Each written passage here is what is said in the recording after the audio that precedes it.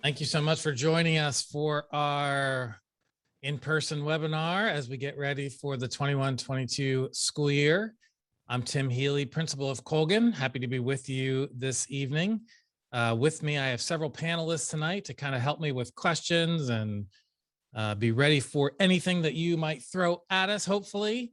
I have our Director of School Counseling, Claire Hanville. I have a school counselor, Miss Lavette Hull. I have assistant principal, Karen Riddle, and our instructional technology coach and Mr. Everything Colgan, Mr. Billy Watts. That's a lot there. So we're all here tonight to help you. We have quite a number of people on tonight's webinar. So the way we run webinars that we've done for the past year and a half or so is we do have a presentation for you. We ask that if you have questions, you can either hold them to the end or you can type them in the Q&A button at the bottom of your screen, Q&A.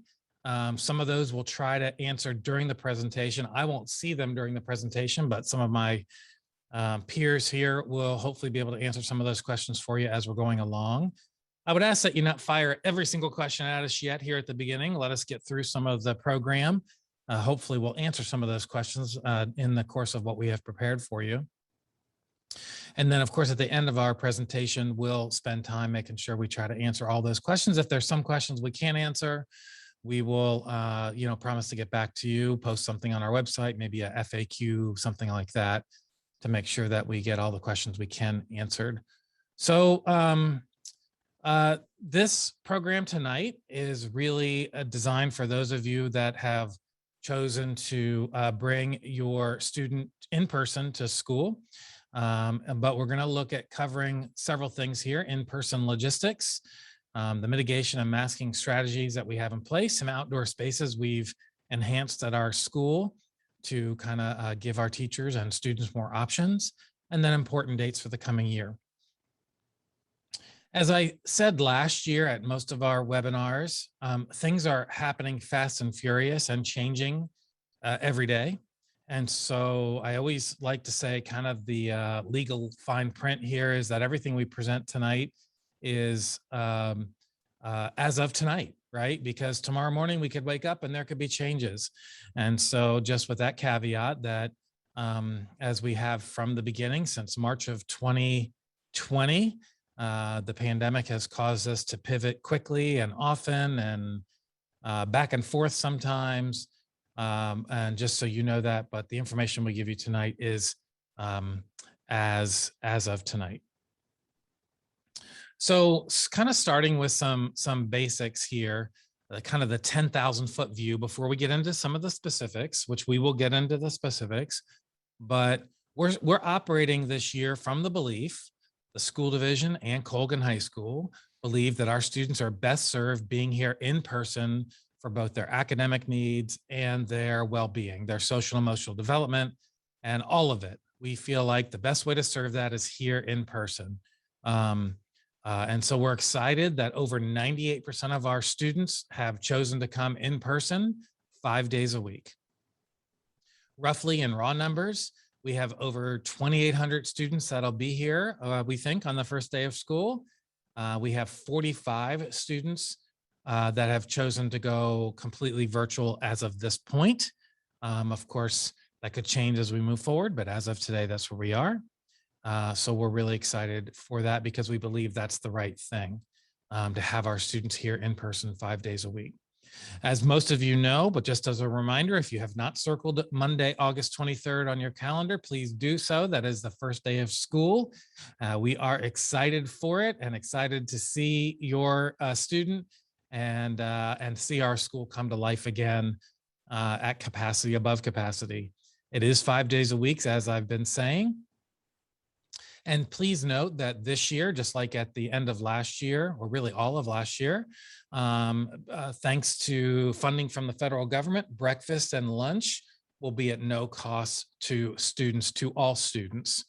Now, so there's never any reason for a student to be hungry. Even those students that wake up a little late and don't get breakfast at home, they can get breakfast here. Breakfast and lunch at no cost for all students. Now, quick little fine print with that one, or kind of an insider's tip. If your high schooler has a big appetite and needs a lot of food to sustain them, the lunch servings are portioned according to whatever the federal guidelines are. I don't know all those details, but I know I've heard from other parents, and I've experienced it as a parent, where you're like, hey, free lunch. And then your student kind of is like, yeah, this is like half of what I normally eat. So I know our food services people will be adjusting that as the school year goes on.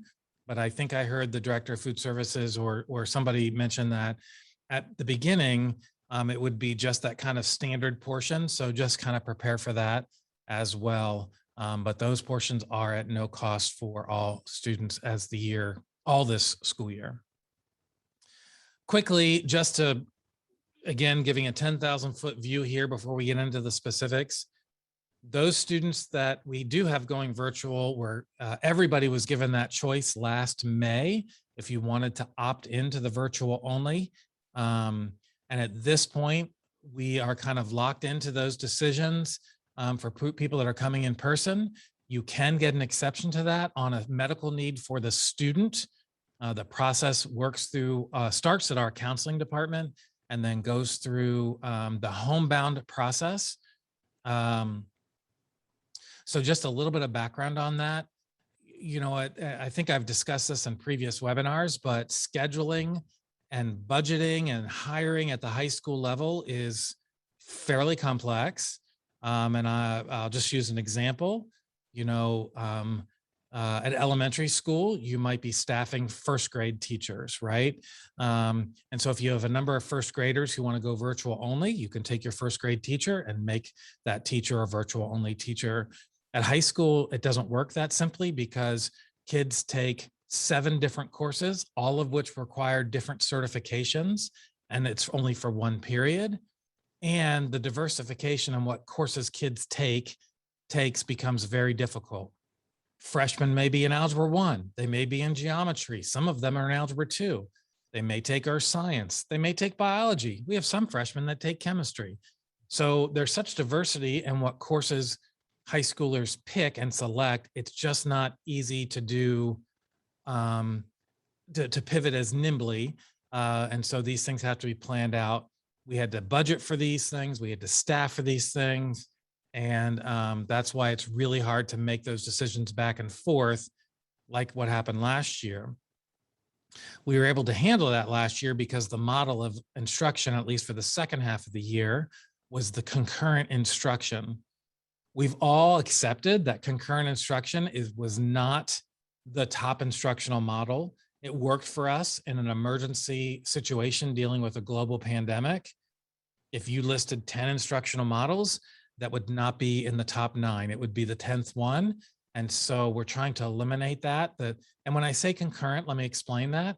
I think everybody knows what that means, but if not, just to make sure, that's when we're asking the teacher to address a class of both students in person and students at home that are virtual, and to navigate both those audiences. A teacher can handle when a class is 100% virtual and can certainly handle a class when it's 100% in person. But when you have to do both worlds in one class, it's very challenging. And not only is it challenging, it takes away from the instructional experience of both groups, both the students at home and the students in person. And so the school division has taken the stance, and I think very smartly, that we're going to eliminate concurrent instruction to the greatest extent possible. And that's why it's really hard to have students go back and forth between virtual and in person. But if your student has a genuine medical need, there is a process.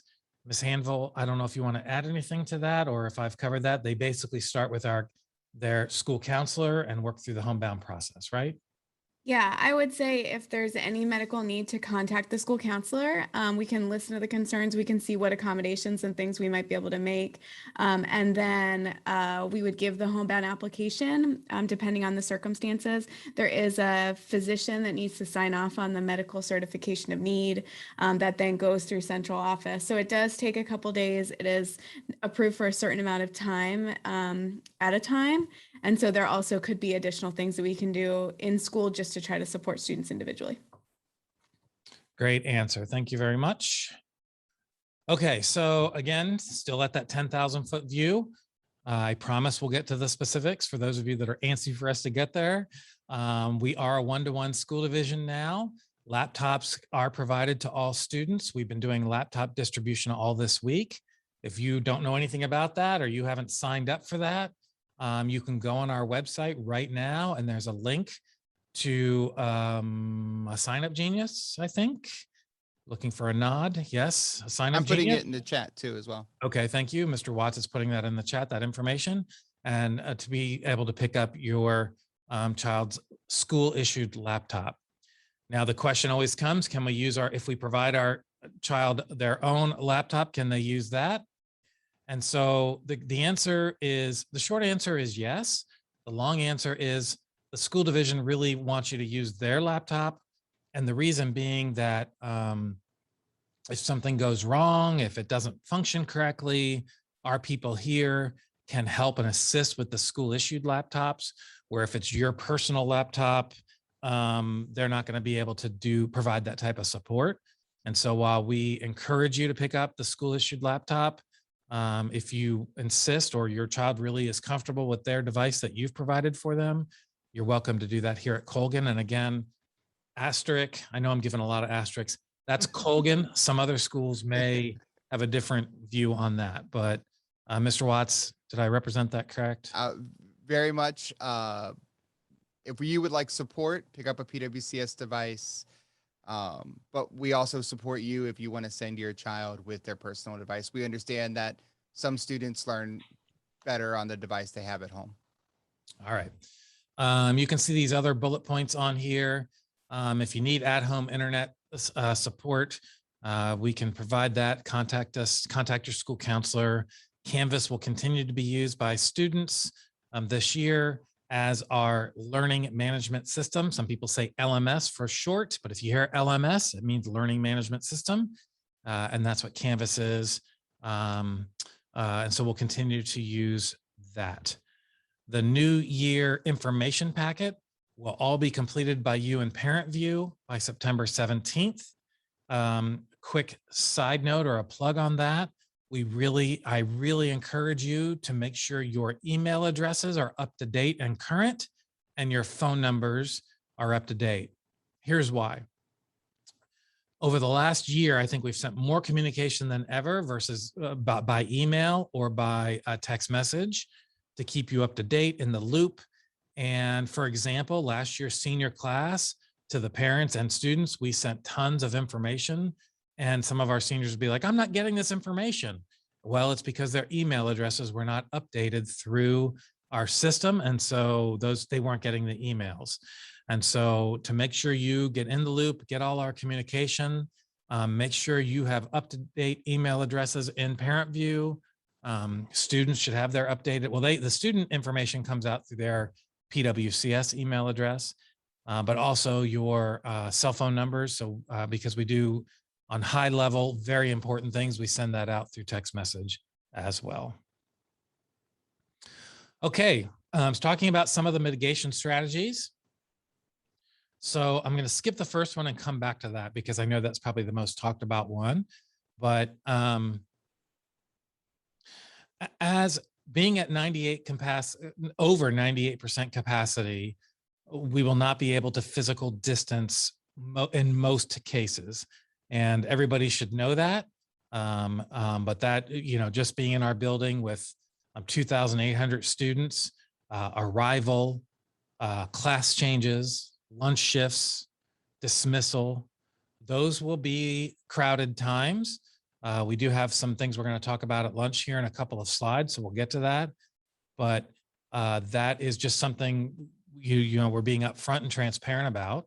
I think everybody knows that the COVID-19 vaccines are not required at this time. We are highly encouraging our students that can get those, that are, don't have health reasons not to be able to get those, to make everyone safer, but those are not required at this time.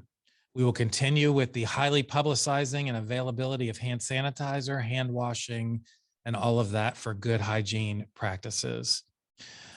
Now, as I'm hoping most of you are aware, um, the superintendent announced that at the beginning of the year, students and staff would be required to wear masks, no matter the vaccination status, in indoor settings. And I think my next slide has a chart of all of that that's been publicized. I just want to say, I think this is I know this is a controversial topic, but I just want to focus everybody. Number one, as school principal, my goal is that students are back in our school 5 days a week. And I think if we all look back on this past year, I know I talked to many of you personally who are like, I just need my kid back in school. My kid has struggled with virtual learning. We need to have our kids back in school. You know, when we weren't having athletics at the beginning of the year, people were like, we need to get this stuff going. We need our activities. We need our athletics. And so that was the biggest priority, rightly so. The reality is that COVID has not gone away, right? We got to this really happy place right about graduation last year in June. And we were able to do graduation, all these amazing things. And I think many of us, myself included, were like, the masks are off, we can do things, you know, and things got to normal. I know many of us went on vacation this summer and it was fantastic. But I think it's naive of us to say that everything's over and everything's okay. We can certainly see that across the country, including in Virginia, we see the people getting sick again and the rates rising. And so we have to accept that it's not over. That being said, our goal is to keep kids here 5 days a week in schools. And so because of all that, I think the decision by the superintendent was a wise one, even though it's controversial, right? It was one of those decisions that no matter what you decide, a certain number of people are going to be angry about the decision. But I think if our goal is always to be focused on kids in school 5 days a week, we want to limit the amount of quarantining. We want to keep people safe. We don't want people to feel unsafe. We don't want people getting sick. That it was a good decision. And so the indoor masking is required in most situations. And this chart on the next slide is one that was produced by the school division. It's pretty self-explanatory. I'm not going to go through it line by line. It is available on the school division's website. So some of you may be taking pictures of it now or may want to refer to it later. It's readily available on the school division's website. By the way, there's tons of information on the school division's website, linking off their homepage, and even additional documents besides this one. But this one has been kind of the one that's been out and about since it was released. Looks like July 30th is when it was officially released. So this is what we will be following here at Colgan, and doing our best to minimize the controversy and maximize the instruction that is happening in our school, and maximize the social emotional development our students need, and maximizing the fun and excitement and energy that should happen at a high school, rather than being focused on the controversy, but being focused on our kids, our instruction, preparing them, getting them ready for what they want to do next, having them have a great experience at our school, no matter what they're involved with, athletics or clubs or band or music, et cetera, et cetera. And that's where our focus is. And we hope everybody's right with us. Now, I think I probably went all these things I just went. I forgot I had a slide on it. So look, this is all the stuff I just said. And these are some of the important points regarding masking. So I'm not going to repeat these things, but because I think I've talked through that enough. Now, here's the pictures of some of our classrooms. Students will be seated 3 feet apart. And when I say they'll be seated 3 feet apart, the rule that we're following is that means their body will be 3 feet from the next person's body, right? And with that, it's basically almost normal. There won't be, students will not be closer than 3 feet in the classroom setting. We've also invested in 4 new outdoor classroom spaces. So this is one of them in the picture in the bottom left. These are desks that actually convert into benches as well. And we have 4 spots on campus that teachers are going to be able to sign up for to take their classes outside. So if they want to do group work, if they want to give their students to take their masks off during instruction, just a break, right? Some kids just want to, like, can I just get 15 minutes outside to take my mask off to breathe a little bit? We're going to give our teachers the option. We are going to give our teachers the option, but we're hoping this satisfies some of those concerns, because we want to be sensitive to kids and kind of the annoyance of wearing the masks. So we've invested in 4 new outdoor classrooms. And by the way, teachers don't need a formalized classroom space. So we have a big, beautiful campus. Teachers here have always been allowed to take their students outside. They do notify us so we know where they are for safety and emergency purposes, but they have free reign to take their students outside if it fits the instruction of the day. But I wanted you to know that our teachers are presented with some additional options, and we're investing in that. Talking about lunch a little bit, of course, at lunch, the physical distancing will not be able to happen because of the amount of students and the tables, and kids will be able to take their masks off when they sit and eat, obviously. However, what I want to show you in these 4 pictures is we have options for kids that are very nervous about that. So we may have some kids that are like, I can handle this, I'll keep my mask on, but lunch makes me really nervous because kids are going to take their masks off. So first of all, understand that when they're up from the table, getting their lunches or throwing away their trash, or sometimes they circulate and talk to friends, they will be expected to wear their masks. When they're seated eating, they'll be able to take their masks off. Now, if you can look at these 4 options, we've created places for kids to go to feel a little bit more separated in the clear. So if having their masks off at lunch makes them really nervous, they'll be allowed. So we've purchased 22 new type tables. You can see them there in the top left hand. Outdoor tables. We actually have a few of those tents, those little pop-up tents that we're going to put over some of them when it's really hot. But we also have the amphitheater in the bottom right that also has shade, because we know some, especially at the beginning of the year, it's going to be probably hot. So kids want a little shade. And if it's raining, we have the amphitheater covered. That is open for kids to eat outdoors all year long. Now, I know some of you as adults are like, there's no way I'd eat outside in January, but we're not 16. And we do have kids that eat outside, a handful each year, all year long. This year, some kids may be like, I'm eating outside all year long. I'm going to bundle up. I'm going to wear my gloves, my hat, my jacket, and I'm going to eat outside. So that's available. We're also doing some spacing of tables. Now, I don't want to mislead you. We will have some tables at normal, if you've seen our cafeterias before, in normal positions, but we're also spreading out some of these high top tables distance apart down some of the hallways, kind of the same setup we had last year when we had a smaller group here. And then if none of those make them comfortable, we will have seats like the one in the bottom left. And I don't know if you can see it in the picture, but we actually have plexiglass. So some kids will be like, I just want to eat by myself in my plexiglass area to feel safe. And we'll have spots for that for the kids that want that type of feeling of being by themselves, not being around others, and just be able to eat their lunch and feel safe that way.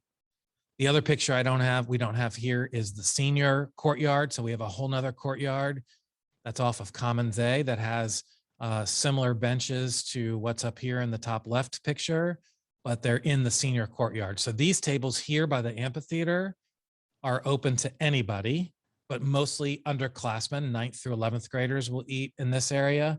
The seniors will eat in the senior courtyard, but they also have outdoor seating if they choose. And as I said, we will have it open all year long.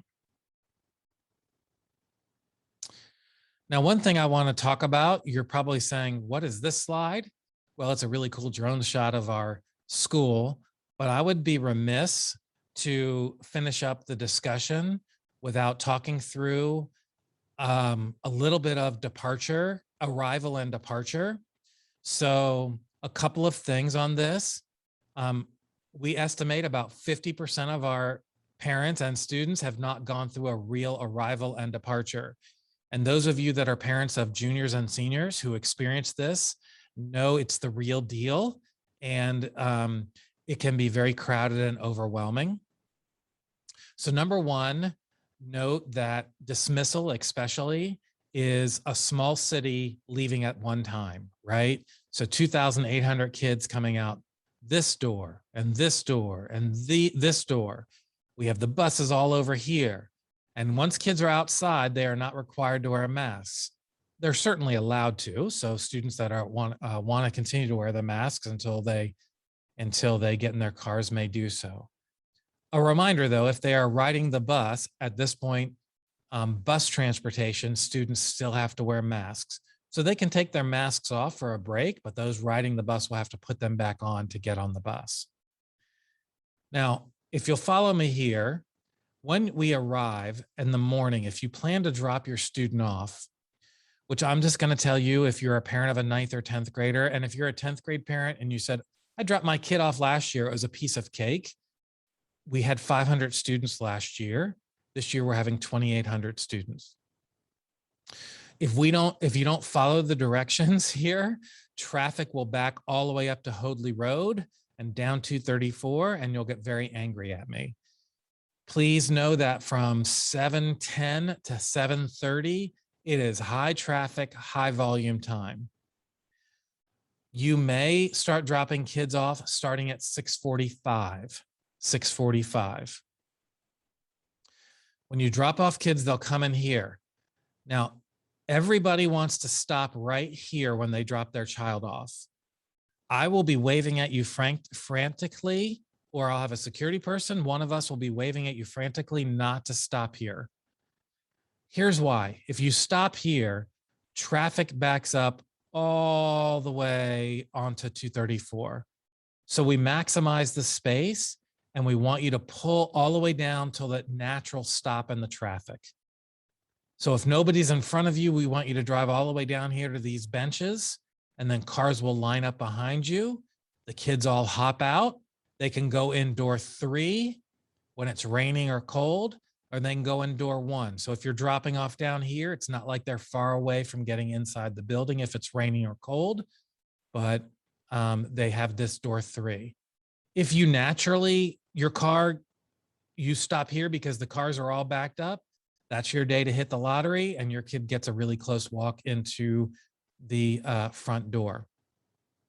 Please follow these directions because it will really mess up traffic in the morning if we don't pull all the way down and maximize the space to do that. In the afternoon, the same thing. When you pick up your students, we actually start the lining up of cars almost all the way to right here, and then all backed up along the curb.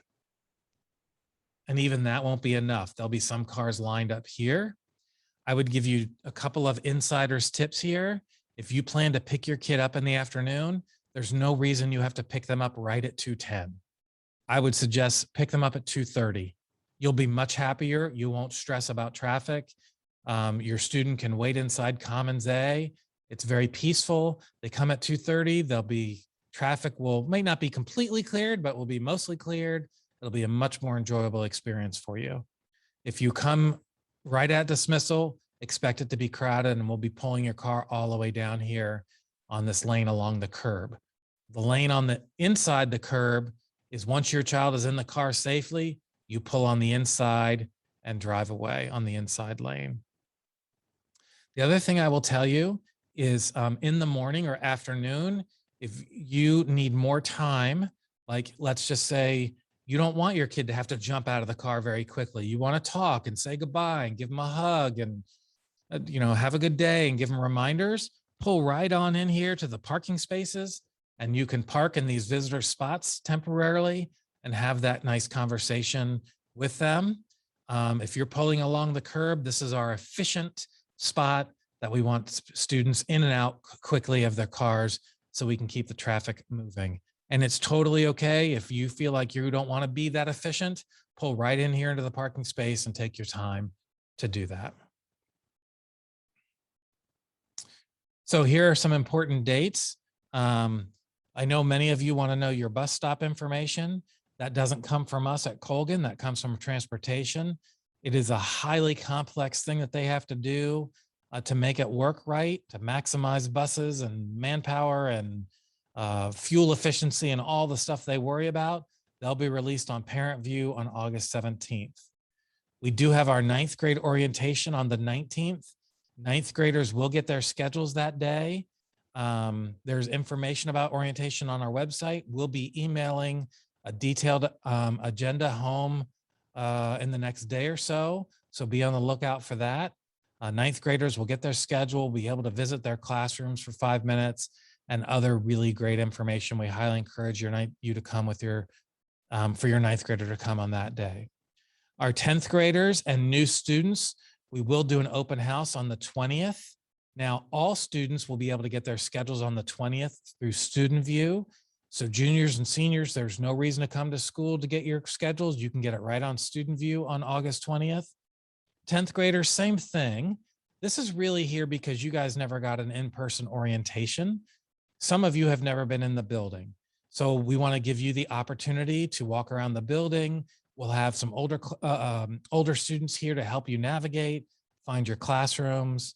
Now, the teachers won't be available on this day because this is a day that's highly used by teachers to make sure we are all prepared for the first day of school, but you'll certainly be able to walk around the building. This is from 9 to 11 on August 20th for any 10th grade students who want to get a few minutes to walk around the building and get comfortable.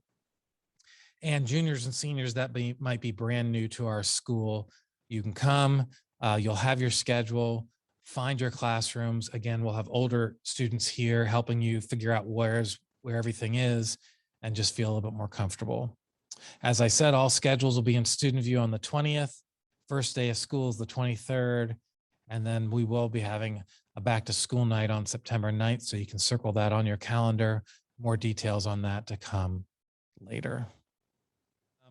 I want to tell everybody, thank you so much. I hope this was helpful in some ways. I hope we didn't cause more confusion.